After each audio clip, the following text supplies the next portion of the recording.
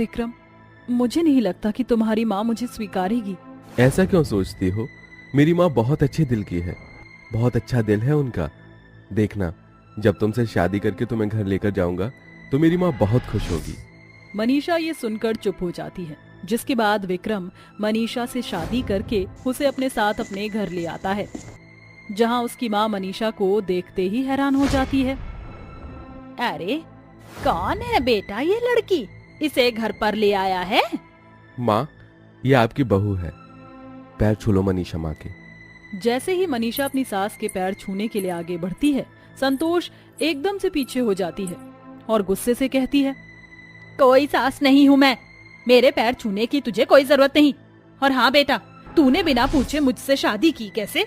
मैं इस लड़की को अपने घर की बहू कभी स्वीकारने नहीं वाली हूँ। माँ, आप ऐसा क्यों बोल रही हो? मनीषा बहुत अच्छी लड़की है, वो आपका भी ख्याल रखेगी और घर का भी ख्याल रखेगी। आपको किसी भी चीज की परेशानी नहीं होने देगी। गरीब घर की लड़की मेरी बहू कैसे बन सकती है? तूने एक बार भी नहीं सोचा? अरे कहाँ से लेकर आ गया तू इस गरीब लड़की को? किस खानदान की है, क्या कास्ट है, कैसी जगह से आई है, क्या पता है इसका? मैं हूँ माँ इसका सब कुछ। ये अनाथ है, इसका इस दुनिया में कोई नहीं और बहुत गरीब है। आप इसे इस घर के अंदर नहीं आने दोगी तो ठीक है, मैं भी इसके साथ ये घर छोड़कर जा रहा हूँ। आप इस घर में खुश रहो। विक्रम ऐसा कहकर घर छोड़कर जाने लगता है। अपनी आंखों के सामने जब वह अपने बेटे को जाते हुए देखती है तो संतोष की ममता उमड़ आती है और वह अपने बेटे और बहू को रोक लेती है। उसी दिन के बाद से मनीषा घर की सभी जिम्मेदारियों को अच्छे से समझती है और अपनी सास का अच्छे से ख्याल भी रखने लगती है। अरे माँ जी, क्या कर रही हो आप? अभी तक सोई नहीं हो? मैं आपके हाथ पैर में तेल लगा देती हूँ। मनीषा इस तरह अपनी सास की अच्छे से सेवा पानी करती है, जिसके चलते संतोष के मन से अमीर और गरीब का ख्याल और भेदभाव मन से निकल जाता है। इसी के चलते कुछ महीनों बाद संतोष का छोटा बेटा राजीव एक दिन उसके पास आता है और उससे कहता है, माँ, मैं एक लड़की से बहुत प्यार करता हूँ। मैं आपको बिना बताई शादी नहीं करना चाहता था, इसलिए आपको बता रहा हूँ। वो लड़की अच्छे परिवार से है, अगर आपका हो तो मैं आपको उससे मिलवा दूँ। राजीव की बात सुनने के बाद संतोष उसकी पसंद की लड़की से मिलने के लिए तैयार हो जाती है, जिसके बाद राजीव अपनी पसंद की लड़की पायल को अपनी माँ से मिलवाता है। पायल बहुत अमीर थी और इसी बात का उसे घमंड भी था, लेकिन अमीरी के चलते संतोष बिना सोचे समझे ही अपने बेटे की शादी का रिश्ता पायल से कर देती है। कुछ ही दिनों में पायल शादी करके संतोष के घर आ जाती है, जहां वह अपनी जेठानी और अपनी सास का इतना ज्यादा प्यार देखकर जलने लगती है। अच्छा, तो ये बात है, मेरी सास और मेरी जेठानी में कुछ ज्यादा ही बनती है, लेकिन मेरे रहते ऐसा मैं होने नहीं दूंगी। मैं इनके बीच फूट डाल कर ही रहूंगी। उस दिन के बाद से पायल अपनी सास को अपनी गरीब जेठानी के चलते बहुत ज्यादा भड़काने लगती है। अरे माँ जी, आप यहाँ बैठी हो, वहाँ आपकी बड़ी बहू आपकी सहेलियों के साथ बहुत सारी चुगली कर रही है आपकी। अरे ये गरीब घर के लोग होते ही ऐसे, यहाँ वहाँ हम अमीर लोगों की चुगलियाँ करते हैं। पायल की बात सुनकर संतोष जैसे ही अपनी बड़ी बहू को देखती है, वह उसकी सहेलियों के साथ बहुत हंसते हुए बात कर रही होती है, जिसके चलते संतोष को उसके ऊपर थोड़ा सा शक होता है। इसी प्रकार पायल दिन प्रतिदिन रोजाना अपनी सास के कान भरती ही रहती है, जिसकी वजह से अब संतोष के मन में अपनी अमीर बहू के प्रति ज्यादा प्यार होने लगता है और बड़ी बहू के लिए प्यार कम होने लगता है। एक दिन पायल रसोई में गैस ऑन करके छोड़ देती है और वहीं पर काम करने लगती है। तभी संतोष को बदबू आती है और वह रसोई में पहुंच जाती है। पायल रुक जा, तुझे पता है यहाँ पर गैस की कितनी स्मेल आ रही है? एक चिंगारी भी पूरे घर को राख कर सकती है। संतोष गैस सिलेंडर चेक करती है तो उसमें थोड़ी सी गैस लीक हो रही होती है, जिसे संतोष बंद कर देती है। कुछ ही देर बाद गैस की सारी स्मेल खिड़कियों और दरवाजों के सहारे से बाहर निकल जाती है। पायल बहू, तुझसे पहले रसोई में काम कौन कर रहा था जिसने गैस पर जरा भी ध्यान नहीं दिया? माँ जी, मेरे आने से पहले तो यहाँ पर जेठानी जी काम कर रही थी। क्या उन्होंने जानबूझकर ऐसा किया? कहीं वो मुझे मारना तो नहीं चाहती? ये सुनते ही संतोष को बहुत तेज गुस्सा आता है और वह जोर जोर से चिल्लाते हुए अपनी बड़ी बहू को बुलाती है। मनीषा, अरे मनीषा की बच्ची, कहाँ है तू? जल्दी से यहाँ पर आ। मनीषा फौरन अपनी सास के पास आती है। क्या हुआ माँ जी, सब ठीक तो है? आप मुझे क्यों आवाज लगाकर बुला रही थी, वो भी इतनी जोर से चिल्लाकर? अरे तू मेरी बहू को मारना चाहती है क्या? तूने गैस खुली छोड़ दी, तेरी वजह से आज मेरी बहू का पता नहीं क्या हाल हो जाता। क्या तू उसकी अमीरी से जलती है? हाँ माँ जी, मुझे तो ऐसा ही लगता है। अब तो मुझे अपनी जान का बहुत खतरा लगता है। आप इस घर का बंटवारा क्यों नहीं कर देती हो? संतोष पायल की बातों में आ जाती है और घर का बंटवारा कर देती है। बेचारी मनीषा रोती रह जाती है और उसकी सफाई में संतोष उसकी एक नहीं सुनती, जिसके चलते अमीर देवरानी के हिस्से में घर का पूरा हिस्सा आ जाता है। सारी अच्छी अच्छी चीज उसी को मिलती है। तो वहीं दूसरी तरफ पायल को घर में केवल एक कमरा दिया जाता है, जो कि बहुत ज्यादा टूटा फूटा होता है। मनीषा बेचारी को इस एक कमरे के अंदर अपना खाना पीना और बाकी के सारे काम भी करने पड़ते हैं। तो वहीं पूरे घर की मालकिन पायल बन जाती है। वहीं दूसरी तरफ संतोष पायल से कोई भी काम कहती तो पायल उसे मना कर देती। अरे आपको दिक्कत क्या है? कभी कुछ तो कभी कुछ मुझे काम बताती ही रहती हो। मैं क्या यहाँ आपके काम करने के लिए आई हूँ? मैं अपनी नाइट पार्टी के लिए जा रही हूँ, अभी मैं आपका कोई काम नहीं सुन सकती। ऐसा कहकर पायल वहाँ से चली जाती है।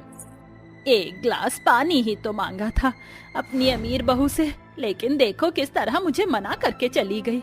अरे पानी के लिए तो कोई दुश्मन भी किसी को मना नहीं करता। इससे अच्छी तो मेरी बड़ी बहू है, गरीब है लेकिन दिल की बहुत अच्छी है। उस दिन के बाद से संतोष अपनी बड़ी बहू मनीषा के साथ उस एक कमरे में ही रहने लगती है, जहाँ मनीषा उसकी पहले की तरह देखरेख भी करती है और उसके साथ अच्छे से रहती है। अब पायल घर की बहुत ज्यादा बेकदरी कर देती है, यहाँ तक कि वह अपने पति राजीव के लिए खाना तक नहीं बनाती, जिससे राजीव बहुत ज्यादा परेशान हो जाता है और एक दिन गुस्से में पायल से कहता है, क्या हालत बना रखी है तुमने घर की? अरे कम से कम घर की साफ सफाई तो तुम कर सकती हो। ऊपर से ना तो तुम सुबह नाश्ता देती हो और ना ही रात को। अगर ऐसे ही चलता रहा तो मैं तुम्हें डिवोर्स दे दूंगा और तुम्हें इस घर से भी निकाल दूंगा। पायल को गुस्सा आता है। अरे तुम्हारी इतनी हिम्मत कि तुम मुझे इस घर से निकालोगे? इस घर की प्रॉपर्टी मेरे नाम भी है, तुम मुझे इस घर से नहीं निकाल सकते। तुम्हें अपनी अमीरी और इस घर की प्रॉपर्टी के हिस्से पर इतना ही घमंड है तो ठीक है, तुम इस घर में रहो। मैं ये घर छोड़कर जा रहा हूँ और तुम्हारे लिए तलाक के पेपर भिजवा दूंगा। राजीव ऐसा कहकर वहाँ से जा रहा होता है। तभी पायल को अपनी गलती का एहसास होता है और वह राजीव के पैरों में गिरकर उससे माफी मांगते हुए कहती है, माफ कर दो मुझे, मुझसे बहुत बड़ी गलती हो गई राजीव, आइंदा मैं ऐसा नहीं करूंगी। मुझे एक आखिरी मौका दे दो, मुझे छोड़कर मत जाओ और ना ही मुझे डिवोर्स दो। मैंने जो गलती की मैं उसे सुधारूंगी। पायल को अपनी गलती का पछतावा करते हुए देख राजीव उसे माफ कर देता है, जिसके बाद पायल अपनी सास और अपनी जेठानी से माफी मांगती है और अपनी सास से बंटवारा खत्म करने के लिए कह देती है, जिसके बाद संतोष घर का बंटवारा खत्म कर देती है। अब देवरानी जेठानी घर के सारे काम मिल बांट कर करती हैं और खुशी खुशी एक साथ रहने लगती हैं। आप दोनों की आज पहली रसोई की रस्म है। चलिए आप रसोई में अपनी पसंद का कुछ बना कर ले आइए। भैया और हम सभी आपका इंतजार कर रहे हैं। संजना और सुप्रिया दोनों ही अपने पतियों को देखने के बाद अपनी ननद की बात सुनकर चुपचाप रसोई में जाती हैं और सभी के लिए पहली रसोई की रस्म के चलते कुछ बनाने लगती हैं। हमारी ननद हमारे ऊपर कुछ ज्यादा ही हुक्म चला रही है, मुझे पसंद नहीं आया। तुम सही कह रही हो, लेकिन कोई बात नहीं, अभी हमारे पति है ना, उनके सामने तो हम उसे कुछ कह नहीं सकते, लेकिन उनके जाने के बाद हम उसे अपना असली रूप दिखाएंगे। संजना और सुप्रिया सभी के लिए कुछ बनाने के बाद नाश्ते की टेबल पर लगा देती हैं, जहाँ पर गांव की कुछ औरतें भी बैठी होती हैं। अरे वाह, खुशबू तो बहुत अच्छी आ रही है। वैसे खाना अच्छा बनाया है दोनों बहू ने। सभी लोग खाना खाने के बाद सुप्रिया और संजना दोनों को नेक देकर चले जाते हैं। कुछ औरतें आपस में बातें करते हुए काजल से कहती हैं, बहुत सुंदर और प्यारी लग रही हो काजल। अब तुम्हारे भाइयों की शादी तो हो गई, अगला नंबर तुम्हारा ही है।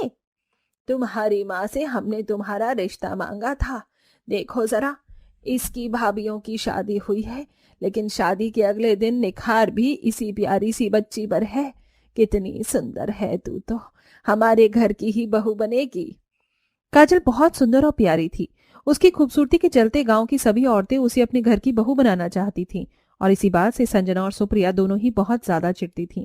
वो अपने पतियों के सामने तो घर के सारे काम और अच्छे बनने का नाटक करती, लेकिन जैसे ही उन दोनों के पति नौकरी पर चले जाते वो काजल से घर के सारे काम करवाती है। ये क्या, अभी तक आराम से बैठी हो? दिखाई नहीं दे रहा घर में कितने सारे काम पड़े हैं, और अभी सारे गंदे कपड़े भी पड़े हैं। जल्दी से उठो और काम करो। लेकिन भाभी, मेरी आज तबीयत खराब है, पेट में भी बहुत दर्द हो रहा है। कहानी बनाना तो कोई तुमसे सीखे। वैसे इस खूबसूरती का राज क्या है? तुम्हारी यही काम चोरी करना? अपनी दोनों भाभियों की ऐसी बातें सुनकर काजल चुप हो जाती है। उसे जवाब नहीं दिया जाता, जिसके चलते वो चुपचाप उनके बताए हुए कामों को करने लगती है। इसी दौरान काजल के दोनों भाई काम के सिलसिले में बाहर चले जाते हैं और उसकी अपने भाइयों से कोई बात नहीं हो पाती। इसी का फायदा उठाकर दोनों भाभियां अपनी सुंदर ननद के ऊपर बहुत अत्याचार करती हैं और उसे घर से निकाल देती हैं, जिसके बाद बेचारी काजल यहाँ वहां धक्के खाती हुई सड़क पर चल रही होती है। भैया, आप दोनों कहाँ हो? आपकी बहन की बहुत बुरी हालत हो गई है भैया। आपके बिना देखो क्या हो गया। भैया, मुझे आपकी बहुत याद आ रही है। मेरी भाभीियों ने तो मुझे आपको फोन भी नहीं करने दिया। अब मैं आप लोगों से कैसे बात करूं? काजल परेशान होकर चलती रहती है। चलते चलते उसे होश नहीं होता और वो एक बूढ़े आदमी से टकरा जाती है, जिसके हाथों में बहुत सारी प्यास होती है। वो सारी प्यास चारों तरफ बिखर जाती है। क्या किया तुमने? मेरी सारी प्यास बिखेर दी। चलो जल्दी से आ, अभी इन्हें उठाने में मेरी मदद करो, नहीं तो यहाँ पर लोग मेरी प्यास पर टूट पड़ेंगे और सब उठा लेंगे। उस बूढ़े आदमी के कहने पर काजल उसकी मदद करती है और सारी प्याज उठाकर उसको दे देती है। पता नहीं कहाँ खोकर चली जा रही हो। अरे रास्ते का ध्यान रखो भाई, हम जैसे इंसान भी सड़क पर चलते हैं। तुम्हें पता है ना प्याज कितनी महंगी हो रखी है। नुकसान करवा दिया मेरा। मुझे माफ कर दीजिए, मैंने जरा भी ध्यान नहीं दिया और मेरी टक्कर आपसे हो गई। काजल जैसे ही माफी मांगती है उस आदमी को बहुत तेज खांसी उठती है और उसकी सांस भी फूलने लगती है। बाबूजी, आप अपने आप को संभालिए, आपकी तबीयत ठीक तो है ना? अस्थमा की परेशानी है, कभी भी सांस फूलने लगती है और खांसी होने लगती है। उसकी हालत देखकर काजल उसकी मदद करती है और सारी प्याज उसके घर तक छुड़वा कर आती है। वहीं दूसरी तरफ वो बूढ़ा आदमी खड़ूस तो था, लेकिन दिल का बहुत साफ था। बाबूजी, ये क्या, आपके घर पर तो कोई भी नहीं है। कहाँ गए घर के सभी लोग? चले गए सब लोग मुझे छोड़कर। अरे वैसे भी आखिर में तो मुझे अकेला ही ऊपर जाना था, लेकिन मेरे परिवार वालों को दिखाई नहीं दिया कि मैं उनसे कितना प्यार करता था। मेरे खड़ूसपन की वजह से उन्होंने मुझे यहाँ अकेले रहने के लिए छोड़ दिया और खुद शहर चले गए। ये सुनकर काजल की आंखों में आंसू आते हैं और वो कहती है, ये तो बहुत बुरा हुआ आपके साथ। वैसे बाबूजी, क्या मैं आपके यहाँ आपके साथ आपकी बेटी बनकर रह सकती हूँ? क्योंकि अब मुझे लगता है कि मेरा भी इस दुनिया में कोई नहीं है। काजल ऐसा कहने के बाद उस बूढ़े आदमी को अपनी सारी परेशानी बताती है, जिसे सुनकर उसे भी बहुत बुरा लगता है और वो उसे अपने घर में रहने की जगह दे देता है। जिसके बाद से काजल उस बूढ़े आदमी का घर भी संभालती है और उसके साथ प्याज के ठेले पर प्याज बेचने की कोशिश करती है। साथ के साथ वो उसे प्याज के पराठे भी बनाकर खिलाती है, जो उस बूढ़े आदमी को बहुत स्वादिष्ट लगते हैं। लेकिन उस आदमी के खेत की प्याज थोड़ी खराब होती है, जिसकी वजह से कोई उसे खरीदता नहीं। काफी समय से प्याज महंगी हो चुकी है और मेरी प्याज पता नहीं क्यों खराब हो जाती है। कई दिनों से देख रहा हूँ मेरे खेत में आधी से ज्यादा प्याज खराब हो जाती है। कहीं कहीं गड्ढे अपने आप खुद जाते हैं, कभी कुछ होता है तो कभी कुछ हो जाता है। ऐसा कैसे हो सकता है? जब आप इतनी मेहनत से खेती करते हो, फिर कौन हो सकता है जो आपकी खेती को खराब कर रहा है? इस बारे में बूढ़े आदमी को कुछ पता नहीं होता। अगले दिन से काजल खुद खेतों में जाती है और वहां खेती करती है। ऐसे ही खेत में कुल्हाड़ी चलाते वक्त उसकी कुल्हाड़ी जमीन के अंदर किसी चीज में आकर टकराती है। ये क्या, यहाँ कुछ है? क्या ये आवाज कहाँ से आई होगी? कहीं मेरा कोई वहम तो नहीं? काजल कुल्हाड़ी उठाकर फिर से चलाती है, जिसके बाद उसे जमीन के अंदर एक बॉक्स दिखाई पड़ता है। वो उस बॉक्स को निकालती है और जैसे ही वो उस बॉक्स को खोलती है, उसके अंदर से एक अजीब प्राणी निकलता है, जिसका आधा शरीर खरगोश का और आधा शरीर बोना प्रजाति का होता है। क्या दिक्कत है तुम्हें? पहले वो बूढ़ा आदमी मुझे जाकर डिस्टर्ब किया करता था और अब तुम आ गई। तुम दोनों को चैन नहीं है क्या? उस बूढ़े आदमी को सबक सिखाया मैंने, उसकी सारी खेती खराब करके। अब तुम्हें कैसे सिखाऊं? बता दो, तुम कैसे समझोगी? मेरा नाम काजल है, लेकिन तुम कौन हो और तुम इतने अजीब कैसे दिख रहे हो? तुम्हारा आधा शरीर खरगोश जैसे, कान, लेकिन तुम्हारा चेहरा जैसे बोना प्रजाति से मिलते जुलते हो। मैं तो ऐसा ही हूं, तुम्हें मेरे ऐसे दिखने से क्या दिक्कत है? और आज वो बूढ़ा आदमी कहाँ है? उनकी तबीयत ठीक नहीं है, वो बहुत बीमार है। काजल बूढ़े आदमी के बारे में उस बोने प्राणी को सब समझाती है। वहीं वो उसके बारे में भी उससे पूछता है, जिसके बाद वो उसे अपने बारे में भी सब कुछ बताती है।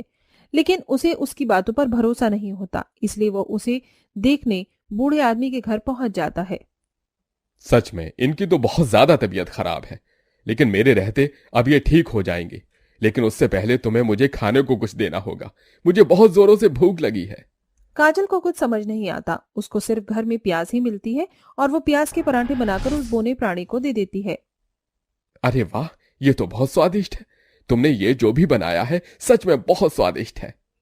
ठीक है, लेकिन मुझसे वादा करो, आज के बाद तुम हमारे खेतों को खराब नहीं करोगे, ताकि हम प्याज बेच सकें। ये खेत कोई मामूली नहीं बल्कि जादुई प्याज का खेत होगा। जहां पर से तुम एक भी प्याज तोड़ोगी तो वहां वैसे ही उसके जैसी प्याज उग जाएगी। और साथ ही उस प्याज से जब तुम ये प्याज का पराठा बनाओगी तो वो और भी ज्यादा स्वादिष्ट होगा। चाहे तो तुम अपनी एक दुकान भी खोल सकती हो। आज के बाद मैं तुम्हारी फसल कभी खराब नहीं करूंगा। वो बोना अजीब दिखने वाला खरगोश वापस अपने उस पिटारे में चला जाता है और वो जमीन के नीचे अपने आप गायब हो जाता है। वहीं खेत के अंदर प्याज उग जाती है और काजल जहां से भी प्याज तोड़ती है वहां अपने आप प्याज उग जाती है। उन प्याज से वो प्याज के पराठे बनाती है और रेड़ी लगाकर बेचना शुरू कर देती है। लोगों को प्याज के पराठे बहुत पसंद आते हैं। इसी के चलते जादुई पराठे, वो भी प्याज के, बहुत चलते हैं और वो अच्छा खासा पैसा कमाने लगती है। वहीं दूसरी तरफ वो उसे बूढ़े आदमी का इलाज भी करवाती है और उसे ठीक कर देती है। बहुत अच्छी हो बेटी तुम। आज तुम्हारी वजह से मेरी सारी परेशानियां दूर हो गईं। तभी वहां पर बूढ़े आदमी के इतना कहते ही काजल के दोनों भाई आ जाते हैं और अपनी बीवियों से, अपनी बहन से माफी मंगवाते हैं। संजना और सुप्रिया दोनों ही काजल से माफी मांगती हैं और उसे अपने साथ ले जाने के लिए कहती हैं। माफ कर दो ननन जी, हमने तुम्हारे साथ बहुत गलत किया। तुम्हारे भैया को जब इसके बारे में पता चला तो उन्होंने हमें खूब डांटा और समझाया। हमसे भूल हो गई, हम विनती करते हैं हमारे साथ घर वापस चलो। आज के बाद दोबारा कभी ऐसा नहीं होगा। अपने परिवार को वापस से देखकर काजल बहुत खुश होती है, जिसके बाद वो बूढ़ा आदमी खुशी खुशी से उसे जाने के लिए कह देता है।